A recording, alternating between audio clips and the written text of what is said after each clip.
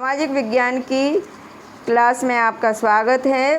देखिए, हम आप लोगों को विकास के बारे में समझा रहे हैं। उसी के तहत मानव विकास को कुछ इस तरह से समझने का प्रयास करते हैं कि मानव विकास को समझने के लिए एक और तरीका, जिसे पोषण वैज्ञानिक शरीर द्रव्यमान सूचकांक यानी BMI कहते हैं, इसकी गणना करने के लिए एक व्यक्ति का भार किलोग्राम में लीजिए, फिर उसकी लंबाई मीटर में लीजिए, फिर भार को लंबाई के वर्ग से भाग दीजिए और अगर यह भागफल या यह संख्या 18.5 से कम है तो उस व्यक्ति को अल्पपोषित कहा जाएगा। लेकिन अगर यह संख्या या भागफल 25 से अधिक है तो वह व्यक्ति अभिभारित है। लेकिन यह मापदंड बढ़ते बच्चों पर लागू नहीं होता। अब देखिए, मानव विकास रिपोर्ट इसके तहत मानव विकास को मापने के लिए मापदंडों की सूची लंबी हो सकती है, लेकिन वह इतनी उपयोगी नहीं रहेगी। हमें अधिक महत्वपूर्ण चीज़ों की कम संख्या में आवश्यकता है। स्वास्थ्य और शिक्षा के सूचक, जैसे हमने केरल और महाराष्ट्र की तुलना करने के लिए प्रयोग किए थे, पिछले दिनों में मैंने समझाया था जैसे, और ये ऐसे ही सूचकों में हैं। पिछले लगभग एक दशक में स्वास्थ्य और शिक्षा सूचकों का आय के साथ व्यापक स्तर पर विकास के माप के लिए प्रयोग किया जाने लगा है। उदाहरण के लिए, UNDP द्वारा प्रकाशित रिपोर्ट देशों की तुलना लोगों के शैक्षिक स्तर, उनकी स्वास्थ्य स्थिति और प्रति व्यक्ति के आय के आधार पर करती है। इसे समझने के लिए भारत और उसके पड़ोसी देशों की तुलना 2013 के आंकड़ों पर मानव विकास रिपोर्ट प्रस्तुत की गई 2014 में। ये आंकड़े इस प्रकार हैं। अब यहाँ पे देश हैं भारत के पड़ोसी देश श्रीलंका, म्यांमार, पाकिस्तान, नेपाल और बांग्लादेश, और भारत के भी आंकड़े। तो सबसे पहला स्तंभ है इसमें समझने का सकल राष्ट्रीय आय, यानी प्रति व्यक्ति अमेरिकी डॉलर में है ये सकल राष्ट्रीय आय। ये 2011 क्रय शक्ति क्षमता के हिसाब से। तो श्रीलंका की है 9,250, भारत की है 5,150, म्यांमार की है 3,998, पाकिस्तान की है 4,652, नेपाल की 2,194, बांग्लादेश की 713। अब जन्म के समय संभावित आयु 74.3 श्रीलंका के बच्चों की है, भारत की 66.4, म्यांमार की 65.2, पाकिस्तान की 66.6, नेपाल की 68.4 और बांग्लादेश की 70.7।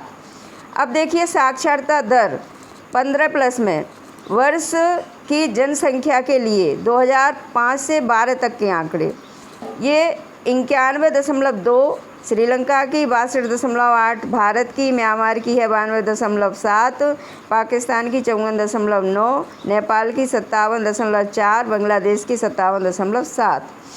इसी तरह विश्व में मानव विकास सूचकांक यानी HDI का क्रमांक श्रीलंका का है 73, भारत का 135, म्यांमार का 150, पाकिस्तान का 146, नेपाल का 145 और बांग्लादेश का 142।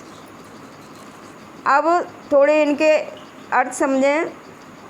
जैसे HDI का अर्थ है मानव विकास सूचकांक, और दूसरा जन्म के समय संभावित आयु, यानी व्यक्ति की जन्म के समय औसत आयु की संभावना दर्शाती है कि उसकी औसत आयु कितनी है। तीसरा, प्रति व्यक्ति आय की गणना सभी देशों के लिए डॉलर में की जाती है ताकि उसकी तुलना सभी की जा सके। अब देखिए, क्या यह आश्चर्यजनक नहीं है कि हमारे पड़ोस का एक छोटा सा देश श्रीलंका हर विषय में भारत से आगे है, और हमारे देश का विश्व में इतना नीचा क्रमांक है, और नेपाल की प्रति व्यक्ति आय भारत की तुलना में आधी से कम है। फिर भी वह भारत से आयु संभाविता और साक्षरता स्तर में बहुत पीछे नहीं है। मानव विकास सूचकांक HDI के लिए बहुत से सुधारों का सुझाव दिया गया है। मानव विकास रिपोर्ट में मानव के विकास से पहले यह बात स्पष्ट कर दी गई है कि विकास महत्वपूर्ण है, एक देश के नागरिकों के साथ क्या हो रहा है, लोगों का स्वास्थ्य, उनका कल्याण, ये सबसे अधिक ज़रूरी चीज़ें हैं विकास के लिए। अब देखिए विकास की धारणीयता। एक विशेष देश जो काफ़ी विकसित है, हम निश्चित रूप से यह चाहेंगे कि विकास का यह स्तर और ऊंचा होता चला जाए, या कम से कम भावी पीढ़ी के लिए यह स्तर बना रहे।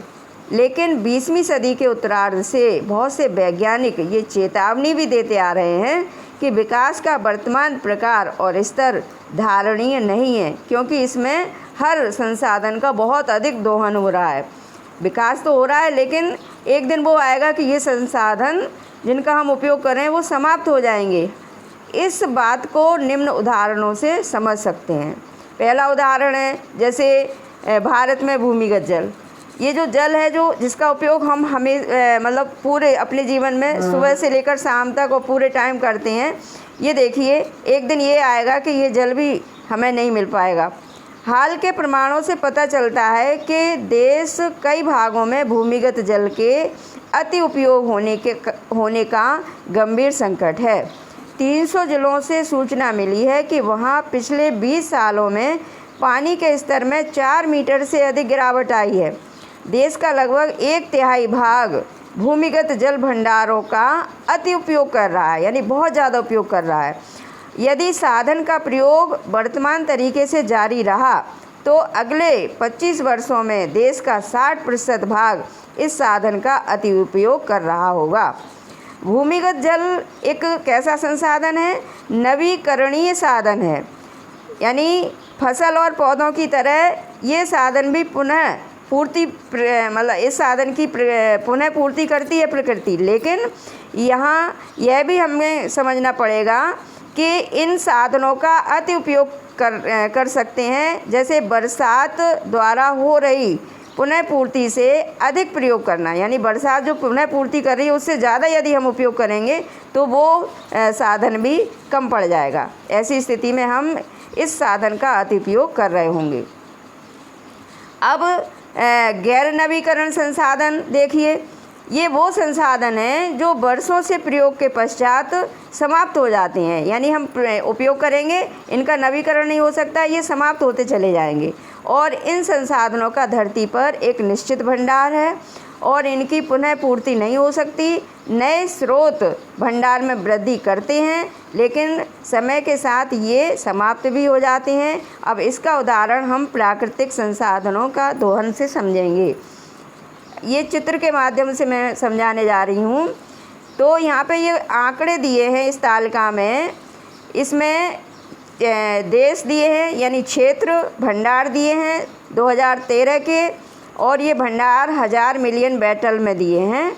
और भंडार कब तक आगे चलेंगे, भंडारों के चलने की अवधि वर्षों में दी है। तो यहाँ पे मध्य पूर्व इसका भंडार है 808.5, ये क्षेत्र है, और ये चलेगा 78.1 वर्ष तक। और संयुक्त राज्य अमेरिका, इसके पास भंडार है 44.2 हज़ार मिलियन बैटल, और ये चलेगा 12.1 वर्ष तक। और पूरे विश्व में 1687.9 हज़ार मिलियन बैटल भंडार है कच्चे तेल के, पेट्रोलियम जिसे कहते हैं, और ये चलेगा 53.3 वर्षों तक। तो इस तरह से ये तालिका कच्चे तेल के भंडारों को दर्शाती है। और अधिक महत्वपूर्ण यह है कि यह बताती है ये तालिका कि यदि कच्चे तेल का प्रयोग वर्तमान दर पर चालू रहा तो ये भंडार कितने वर्ष चलेंगे। और यह संपूर्ण विश्व के लिए है, किंतु अलग अलग देशों की अलग अलग स्थितियां हैं। यह भंडार केवल 46 वर्षों में समाप्त हो जाएंगे। भारत जैसे देश इसके आयात पर निर्भर हैं। हमारे यहाँ भंडार बहुत कम है, हम लोग आयात करते हैं इसका। जिसके पास तेल के पर्याप्त भंडार नहीं है, तेल की कीमतें बढ़ती हैं तो प्रत्येक पर भार पड़ता है। संयुक्त राज्य अमेरिका जैसे कुछ देश हैं जिनके पास भंडार तो कम है, लेकिन वे इसे सैन्य और आर्थिक शक्ति के द्वारा, यानी अपनी शक्ति के द्वारा पाना चाहते हैं। विकास की धारणीयता का प्रश्न इसकी प्रकृति और प्रक्रिया के बारे में कई अन्य मूल नए विषय खड़े कर देता है, यानी विकास करें तो कैसे करें, ये इस तरह की समस्याएं सामने आ जाती हैं। अब समझें, क्या किसी देश की विकास प्रक्रिया के लिए कच्चा तेल अनिवार्य है? सोच के देखिए, आप चर्चा करिए आपस में। और दूसरा, भारत को कच्चे तेल का आयात करना पड़ता है। उपरोक्त स्थिति को देखते हुए आप भारत के लिए आने वाले समय में किन समस्याओं का पूर्वानुमान करते हैं? तो इस तरह से ये 2 सवाल आप सोचिए और इनके उत्तर छांटने की कोशिश कीजिए। धन्यवाद। आज की क्लास यहीं समाप्त होती है।